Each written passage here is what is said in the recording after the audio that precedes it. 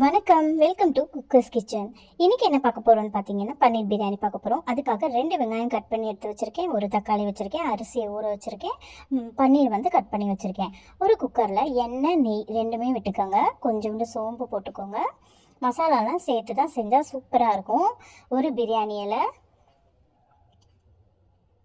அப்புறம் கொஞ்சோண்டு பட்டை போட்டுக்கோங்க. சுருள் பட்டை தான் நான் வாங்கி வச்சுருந்தேன். அதுக்கப்புறம் ஒரே ஒரு கிராம்பு போட்டுக்கலாம். அப்புறம் ஒரு அன்னாசி பூ போட்டுக்கலாம். இப்போ வந்து வெட்டி வச்சுருக்கோம் இல்லையா, நீல வாக்கில் வெங்காயம் வெட்டி வச்சுருக்கோம், பச்சை மிளகா வெட்டி வச்சுருக்கோம் இல்லையா, அதை வந்து இதில் போட்டுக்கலாம். 2 வெங்காயம் எடுத்திருக்கேன் நான். இன்றைக்கி வந்து நான் பாஸ்மதி ரைஸில் செய்ய போகிறது கிடையாது, நார்மல் ரைஸ் வீட்டு சாப்பாட்டு அரிசியில் தான் நான் செய்ய போகிறேன். பச்சை அரிசியில் தான் செய்ய போகிறேன். பச்சை அரிசியில் செய்யும்போது இன்னமும் நல்லா இருந்தது. நீங்களும் ட்ரை பண்ணி பாருங்கள். கொஞ்சம் இஞ்சி பூண்டு விழுதும் சேர்த்துக்கோங்க.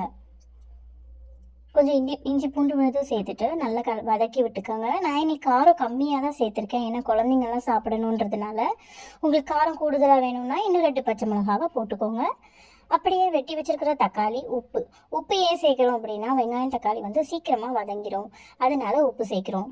முன்னாடியே சேர்த்தோன்னா நல்லா வதங்கி வரும், வெங்காயமும் தக்காளியும் நல்லா வதங்கி வரும். அப்புறம் காரத்துக்கு ஏற்ப மிளகாத்தூள் போட்டுக்கோங்க. நான் ஏற்கனவே சொன்ன மாதிரி காரம் கம்மியாக தான் போட்டிருக்கிறேன். உங்களுக்கு வேணும்னா இன்னொரு ஸ்பூன் கூட போட்டுக்கோங்க மிளகாத்தூள்.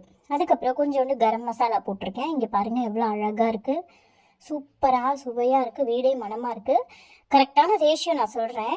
1 கப்பு பச்சரிசி நான் போட்டிருக்கிறேன். 1 கப் பச்சரிசிக்கு 2 கப்பு தண்ணி ஊற்றணும். நான் இன்னைக்கு 2 கப்பு பச்சரிசி போட்டிருக்கிறதுனால 4 கப்பு ஊற்றுறேன்.